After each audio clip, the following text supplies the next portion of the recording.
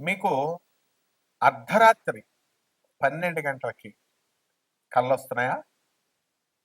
తెల్లవారుజామున 3 గంటలకి కళ్ళొస్తున్నాయా?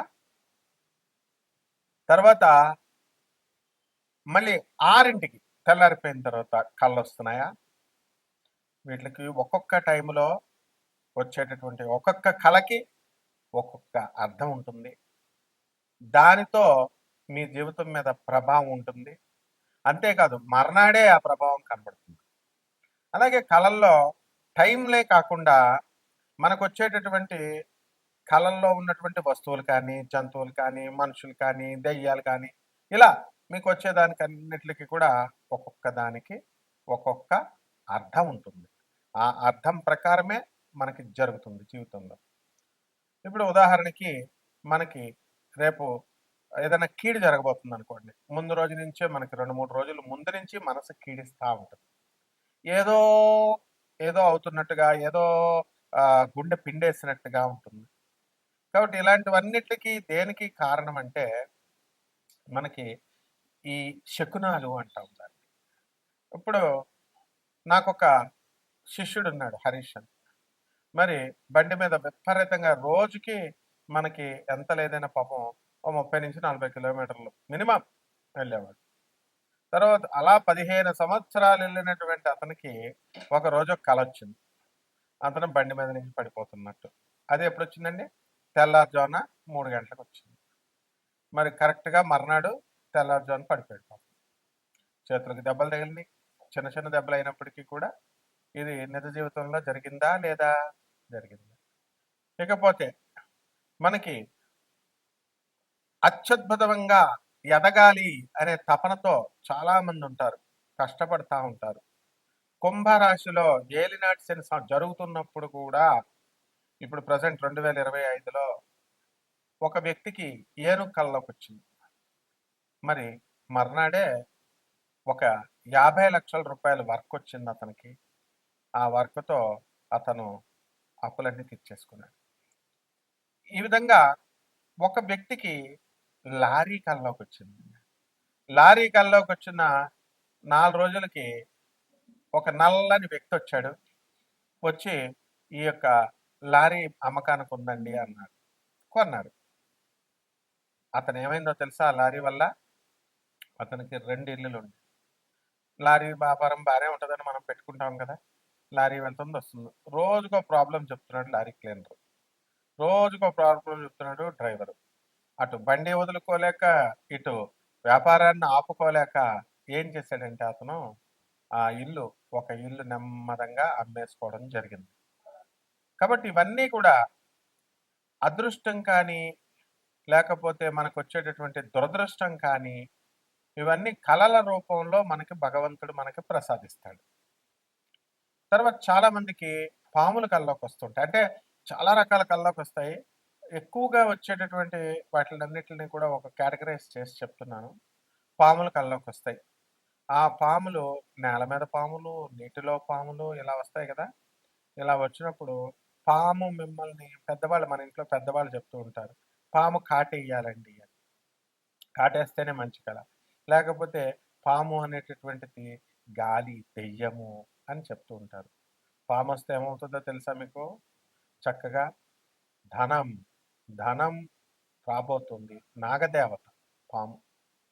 అందువలన గాలి, దెయ్యం అని పెద్దలు పాపం మామూలుగా చెప్తూ ఉంటారు. అలా కాకుండా మనం ఈ జ్యోతిష పరంగా మనం కనుక తీసుకున్నట్లయితే మనకు కొన్ని అర్థాలు ప్రత్యేకంగా ఈ పాముల కల్లోకొచ్చినప్పుడు, మనకి చేపల కల్లోకొచ్చినప్పుడు, నీటి జంతువుల కల్లోకొచ్చినప్పుడు, కప్ప, నీరు ఉన్నటువంటివన్నీ కూడా మనకి పైకి పైకి తేలుతున్నట్టు కల్లోకొస్తున్నాయనుకోండి, మనం కష్టాల నుంచి బయటకొచ్చేస్తున్నట్లు లెక్క. అదృష్టం మనల్ని వరించబోతోంది అని అర్థం. ఎక్కువగా సామాన్యంగా అందరికీ ఎవరి కల్లోకొస్తారు తెలుసా? యూత్ చదువుకునేటటువంటి పిల్లలకి మరి వాళ్ళకి పుస్తకాలు, పెన్నులు కల్లోకి రావాలి. కానీ ఈ మధ్య కాలంలో వాట్సాప్‌లు, ఫోన్‌లు కల్లోకొస్తున్నాయి. ప్రేమల్లో పేగలోతుల్లో దిగిపోయినటువంటి వాళ్ళుంటారు. వాళ్ళకి వాళ్ళ ప్రియురాళ్ళు కల్లోకొస్తారు. ఇది సహజమే.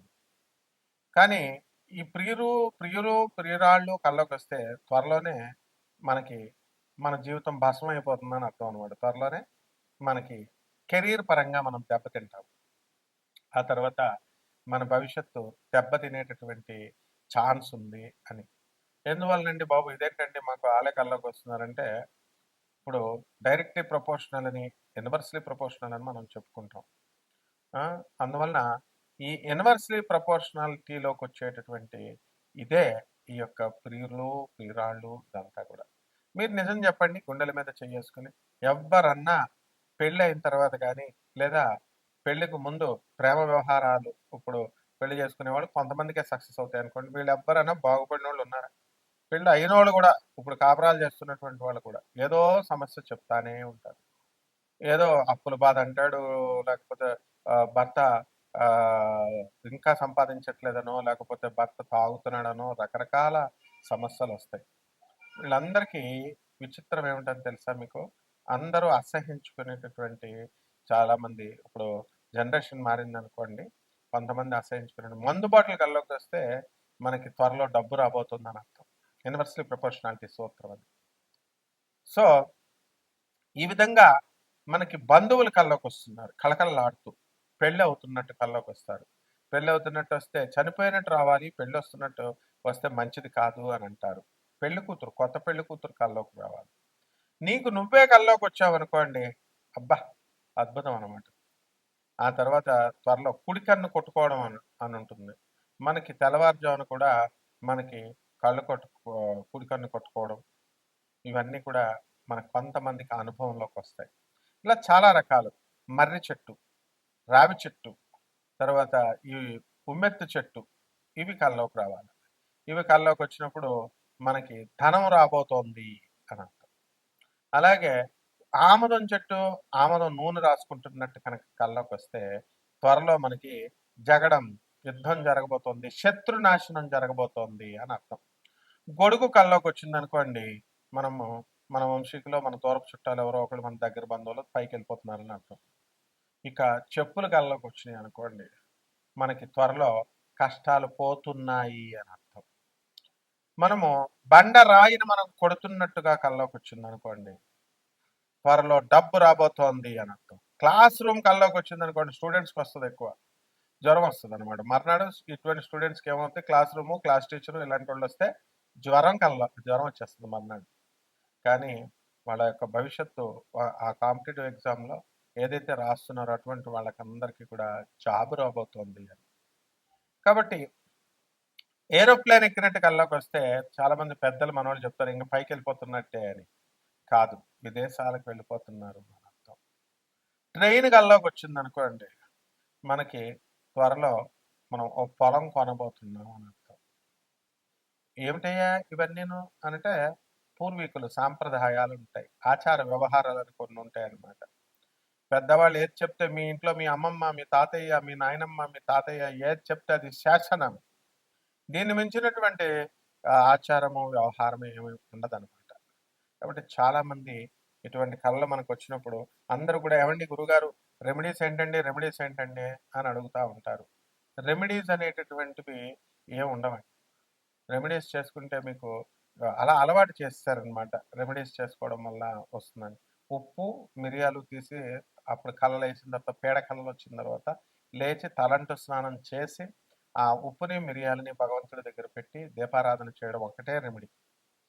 ఇక మనము దాన ధర్మాలు చేసుకోవాలి బాగా. అనాథ పిల్లలకి దాన ధర్మాలు చేసుకోవాలి.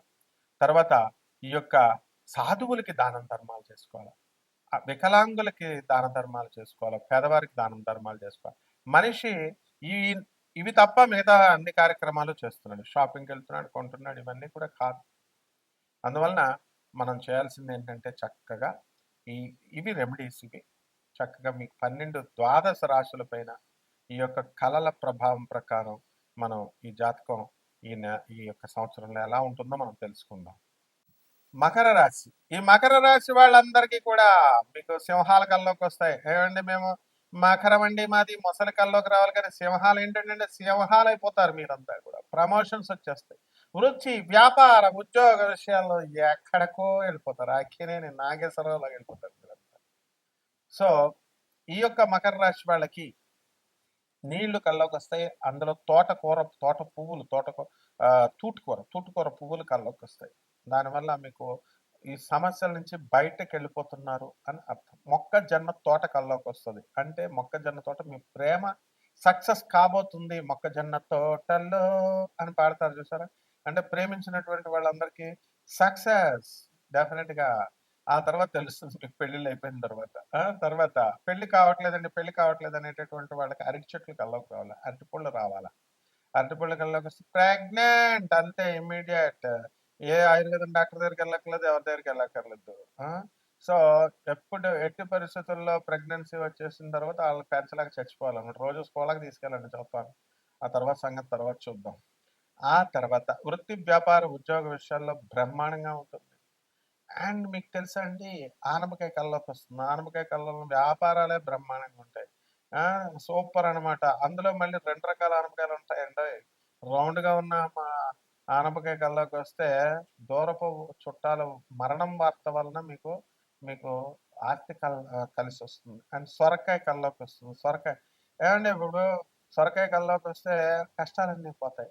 ఇప్పుడు గోగినేని బాబు ఉన్నాడండి. మిమ్మల్ని అందరిని పేకాటాడేస్తాడు. ఎందుకు పిచ్చి పిచ్చి రెమెడీస్ చెప్పేటటువంటి వాళ్ళని కొంతమంది పేరు పెట్టి తిడతాడాయన. పాపం ఆయన చాలా మంచోడు పాపం. ఎందుకు చెప్తున్నాడు? మరి మన ప్రోగ్రామ్‌కి ఎందుకండి అంటే, నాన్ కమర్షియల్ బేసిస్.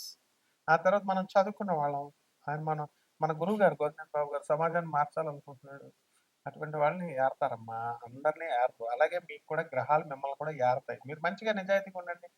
పేద ప్రజలకి మీరు సేవ చేసుకోండి. అనాథలకి సేవ చేసుకోండి. ఎంతసేపు ఇన్‌కమింగ్ అని ఆలోచించకండి. ఔట్‌గోయింగ్ పేదవాళ్ళకి కూడా ఇవ్వాలి కదా!